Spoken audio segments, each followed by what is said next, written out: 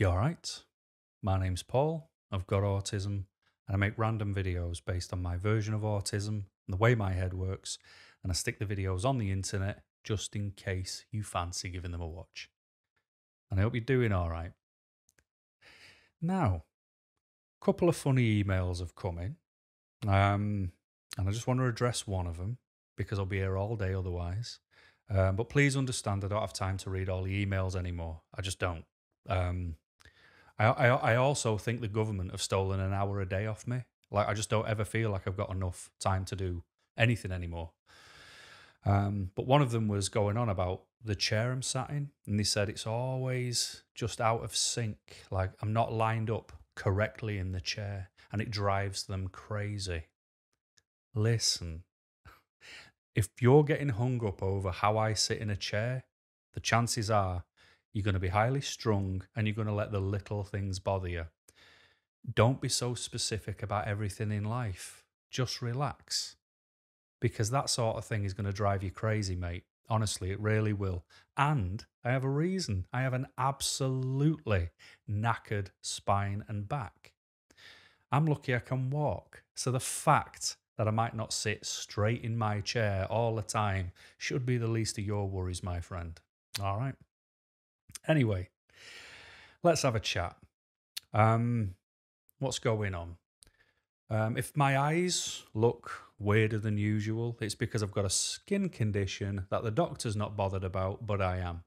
And it's around my eyes. And it's making these folds on top of my eyes, which I'm like a Shar-Pei dog. I've just got these big folds on the bottom of me, on the top of my eyes, big bags under my eyes that you could carry your shopping home in. But they're also now bigger because they're pressing down on my eyes because they're swollen. So that's one joyous thing I'm having fun with at the minute. I'm doing an exam or a course, and I've just spent a month doing an exam. And then I've got to do another one for 2 weeks on the 15th of May and another one for another 2 weeks on the 15th of July, I think. And once they're done, I am done with education forever, because all this has done is reinforce how stupid a lot of education is. Like, I've not learned anything. It just wants you to write down a load of stuff you would never practically do in your workplace. And we're just going to have to see where we end up. And touch wood, I pass, because if I haven't passed this, I'll be livid because it took me a month. And I won't find out for 50 working days, which is a crazy amount of time. Patreon's going good. The chat has moved over from Patreon onto Discord now, which is 1,000% better. So if you fancy having a nosy, head over to Patreon and have a look. Up to you, my friends. Life is your choice, just as it's your choice to not get upset with how I sit in a chair. But anyway, I want to have a chat with you about something I call Autism Tax. And I've referred to it before, and I've been asked before, what do I mean by it? And quite simply, I mean Autism Tax, for me, is something that takes more time, energy, effort, or in this case, financial, that there is more on an autistic person than there is for people who are not autistic, because of things that we have to pay for, the things that we have to do, which just take more weight to do.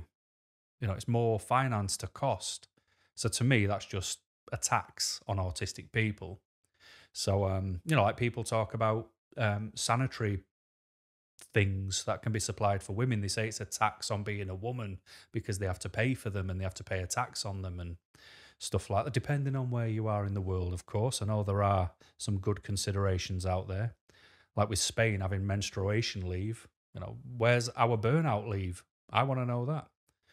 But anyway, so an autism tax is when there is more time, energy and effort and finances needed just to do the same things that everybody else does. There we go. So what I've done over the past few weeks is I've just paid attention with autism tax in mind, so I can tell you my autism taxes that I've noticed for me. And the only reason I'm sharing mine with you is because I want you to pay attention to yours.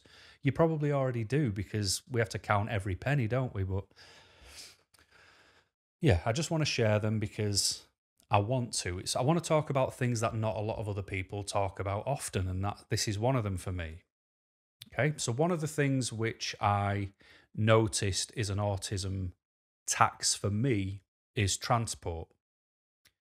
So when I look back to when I was a kid, I would get the bus because there was no other option. My mum didn't drive, didn't have a car, and I had to get to places, so I had to get the bus. But the bus is full of people. The bus has a smell of a bus.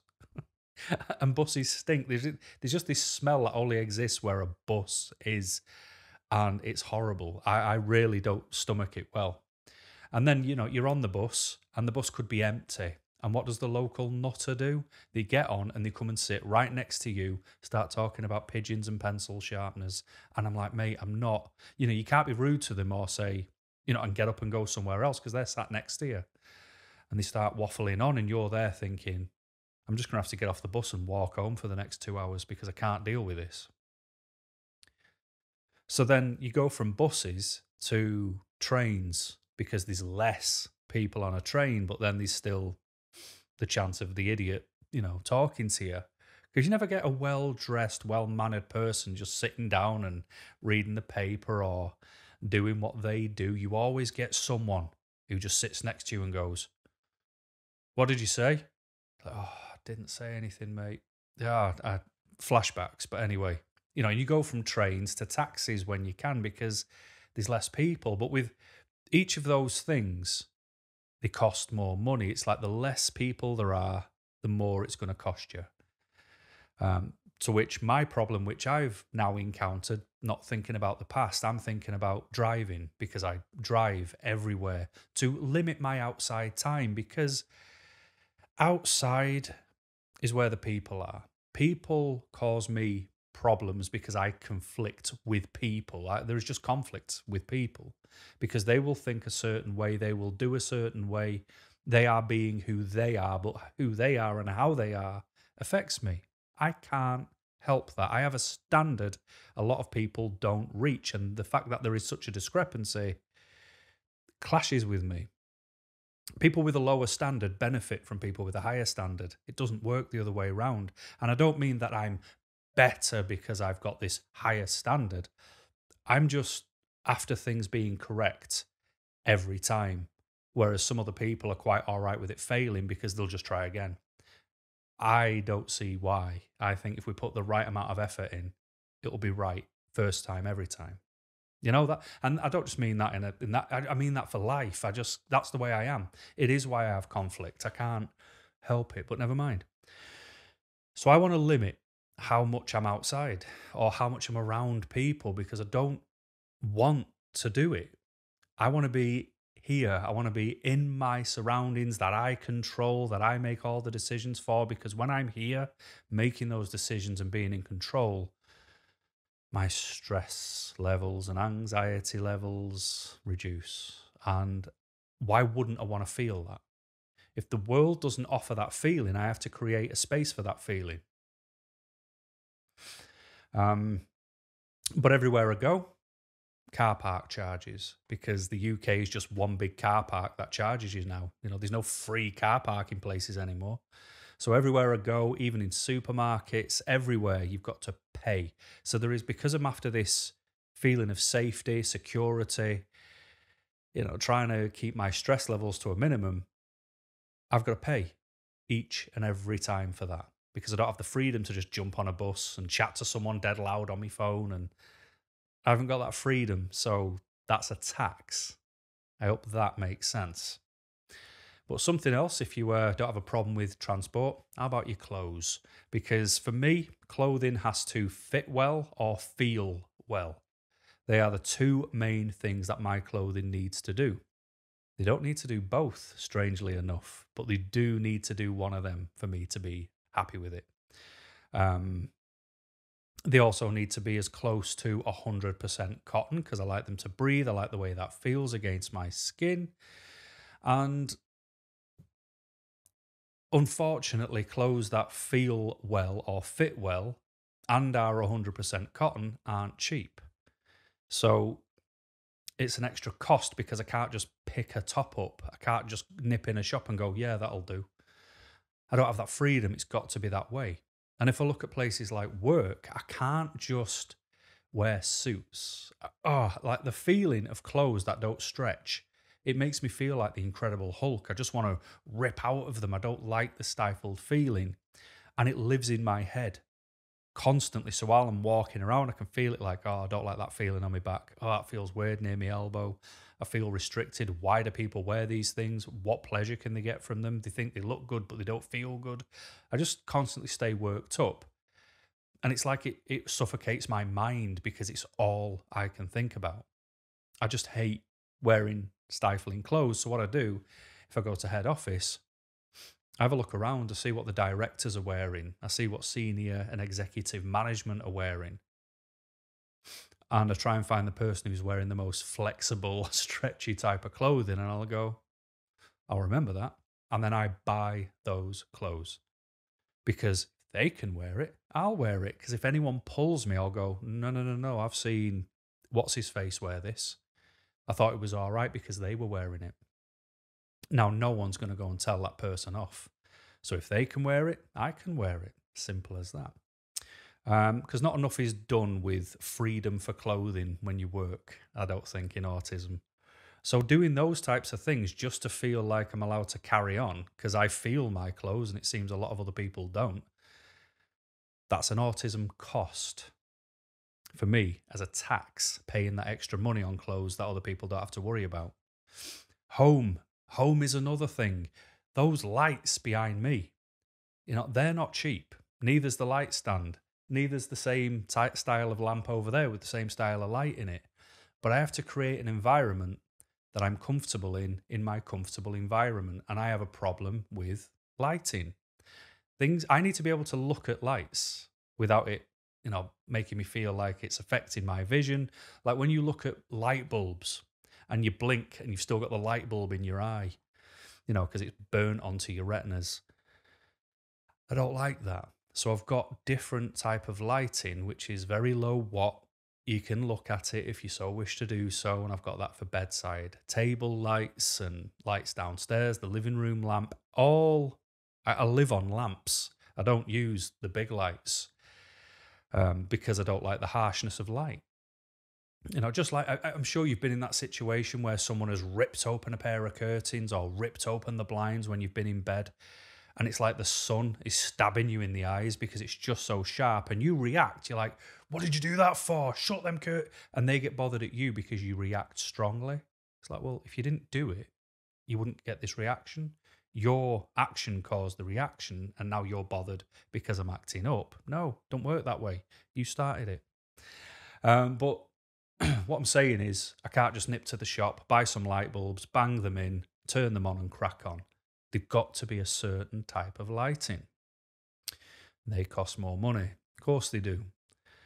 But, to knock about the house a bit more, like I have finally given in and bought a weighted blanket because constantly getting told to buy one because I suffer so bad with sleep, and they told me it would improve my sleep. And you were right.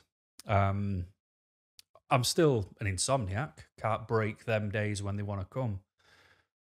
But I do sleep better with a weighted blanket. So I bought one which was 9.5 kilograms, put that on the bed. I turn one shoulder slightly, turn the other shoulder slightly, and lie back, and I'm fully encased in it. It's brilliant.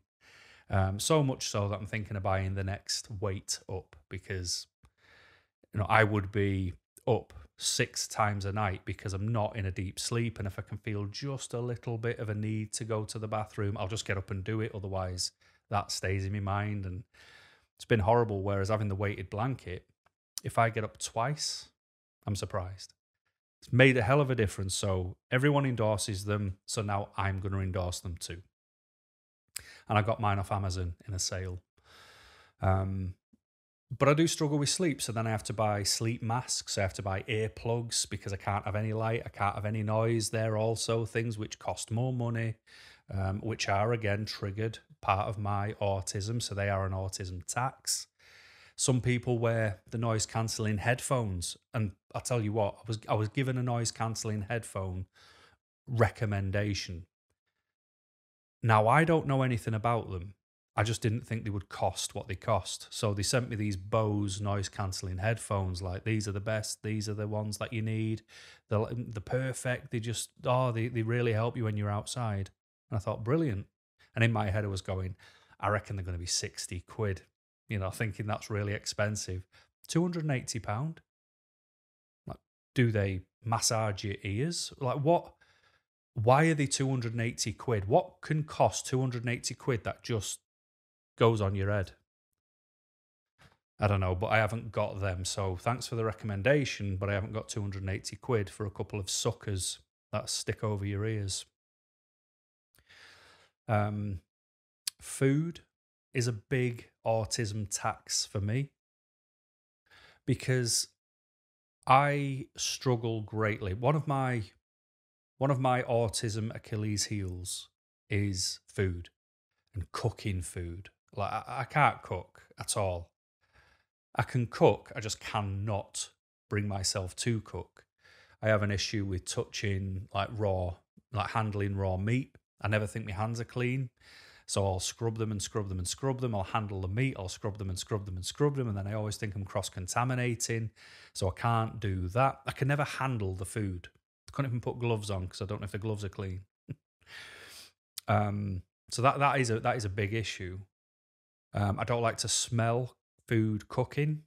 I've got to smell it cooked. That's it. So if I smell raw meat to cooked meat or the transition while it's cooking, that is enough to make me want to throw up. It's horrible. And I'll get that stress trying to prepare everything and get everything done right and dealing with the smells that I will not eat it. So that's an autism issue for me, a massive one. And people will say to me, oh, well, you should eat this, you should try that. But I have a very limited amount of foods that I can eat. And I know that's hard to believe when I'm a chunky monkey, but it's true. So I can eat takeaways like pizzas, kebabs, curries. I can eat meat. And I can eat potatoes, but not all. I don't like new potatoes or boiled potatoes. I don't eat veg, fruit, or salad because I can't stand it. And this is where people will say, oh, well, you've got to eat it because it's healthy. Right. I will bite an apple, and if my face doesn't want it, my tongue will push it out of my face. I will try and chew something, and if my body doesn't want to swallow it, I will throw up. Even if I like it or I can deal with the taste and the texture, if my body just doesn't want it, it will just kick it out the best way it can.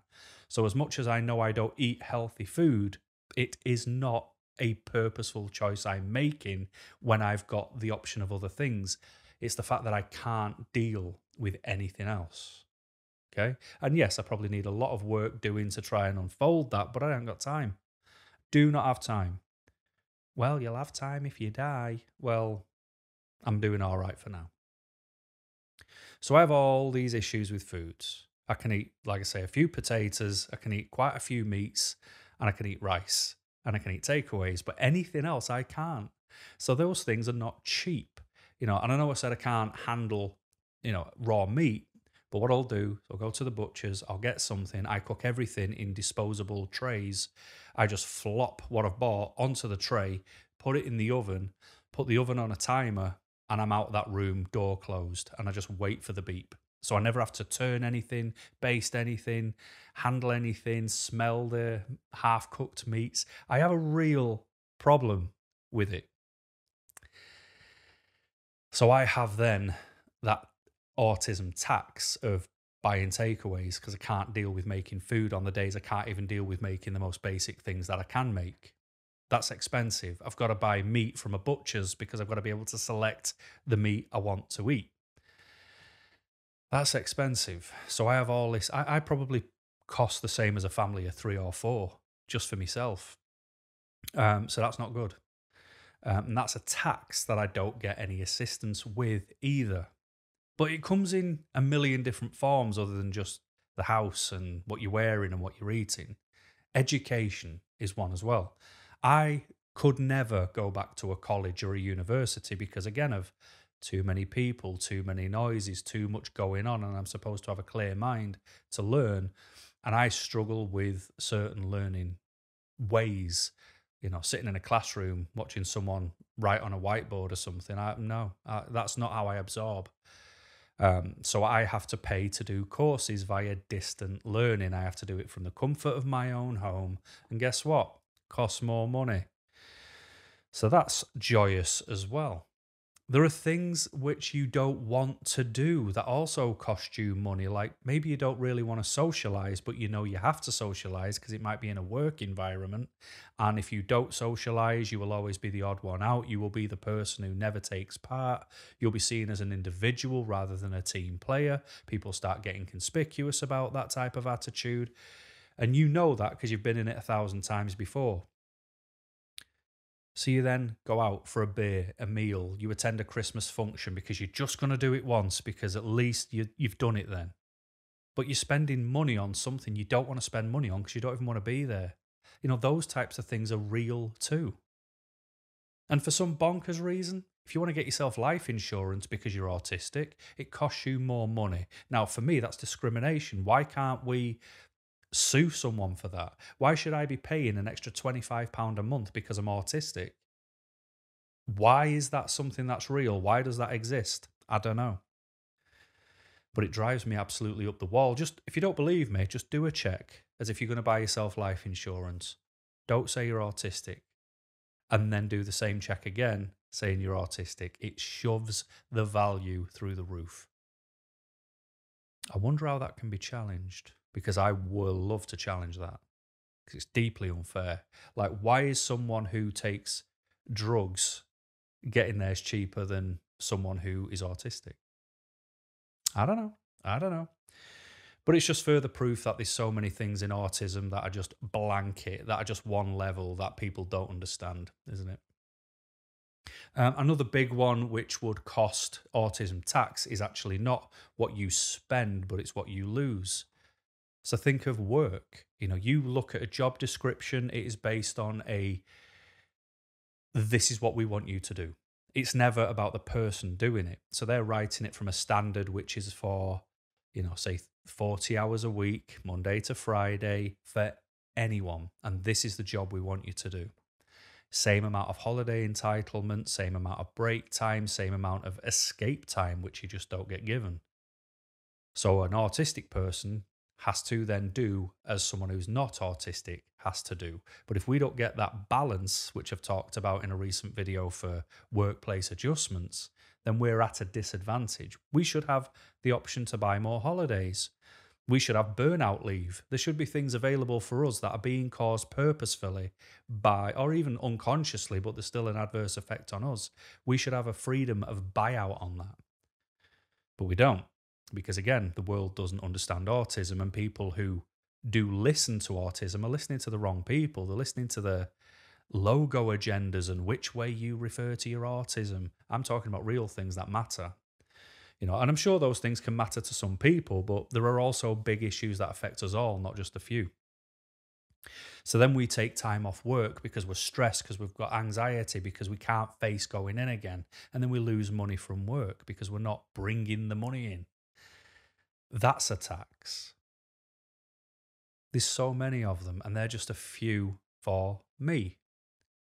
Just me. And then I'm talking to you. And you're going to have your own. You're going to have your own versions. And I just wonder how far and how deep does it go?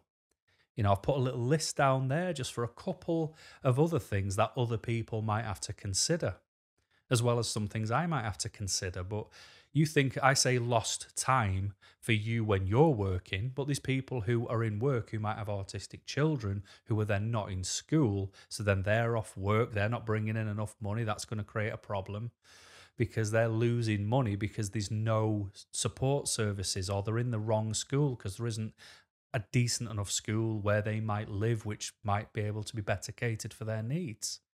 That's a problem. Technology, applications, because I'm not sure if you've noticed this, but if you try and get apps for autism online, they're like 30 quid a month at minimum, because people see a little gap in a niche market and massively capitalize on it. Whereas they could make that available for £1 a month, £5 a month. Why 30? You've got no staff, mate. This is just an app. Stop being greedy. So again, there should be a law against that, where things should be capped. Therapy, respite, clubs, social clubs, events.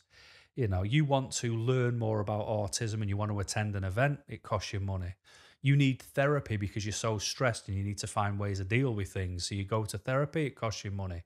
You need to pay for respite because you need a break. Big money. Lowered skilled work, I've said here, because some people might have tried, more skilled work and just got absolutely battered by it. So now they settle for a lower skilled job to try and just free up a bit more mental space. That's a tax because now they're refusing to step up because of the amount of stress that it can bring. So they're not earning what they could because of the environment they're given, which is adverse on them. Assistance animals. I love my animals, what they bring me, but having them costs money. But if I didn't have them, I'd be more stressed. But some people have them as a genuine registered assistance animal. Costs money. And then the last one I put down there was accommodation, live alone versus living with others. I can't live with other people, especially strangers if you flat share or whatever. But some people just don't have the option because of where they are situated, and they've got. And some people go, "Well, just move then." That's not an option. I don't know if you've ever been outside, but you can't just gather up all your things, move 250 miles away with a house to live in, with a job to go to. It's not that easy. It doesn't actually exist in a lot of circumstances unless you've got the money to one side to live for 6 months freely. That's probably the only way, and a job to go to when you get there, and timing your ending your rent to starting a new rent. It's so tricky. So tricky. And there's one more I didn't mention for me, which I suppose I'll end on, and that is things like vacations. I took the dog away recently and I paid for a early check-in because I was trying to avoid the traffic on the roads, a big crowd at check-in, and that cost me £36 to check in early. But I had to pay that to reduce my stress. And thankfully I did, because when I got to the place I was staying, it wasn't good and I had to change into another place I was staying. And I think if I'd have shown up on time, I'd have been stuck in the crap version of the accommodation, which obviously isn't fair. But if you wanted to choose your own accommodation, that was another £50. So everybody capitalizes on things that we might need to keep our stress at bay. These are things we're doing to control our environment, and everybody makes money on it, except us. We are the ones who are then skint from it. Where I live, I had to live here because I needed to get away from where I used to live. I needed to get away from the noise, the smells, the people. I had to. And to do that, I moved here. It costs a hell of a lot. If I'm getting on a plane, I have to pay for a seat because I'm fearful of that random allocated seat, and it puts me in the middle, sandwiched between two people who then nick the middle armrests, which are not theirs, they're mine. All these things just to make sure I can sit in an aisle so I can get up and go to the bathroom, because if I sat by the window, I don't have the confidence to ask the people next to me to get out the way so I can go to the bathroom. There's just all these things that we have to manage. And to me, if it costs you money and it's autism related, that's what I call the autism tax. A lot of people could say I'm just being spoiled and moaning, but we're all allowed our opinions, and you don't live in my head and know how it feels. But I'm going to say that you're going to have your own too, because we're all different. It's an individual difference, and they are just ones that affect me, and I've waffled about them for near on half an hour. So I wonder how long you could waffle about them for. But anyway, gonna go and crack on. So what I will say is I hope it made sense. Thanks for watching, and until next time, keep smiling.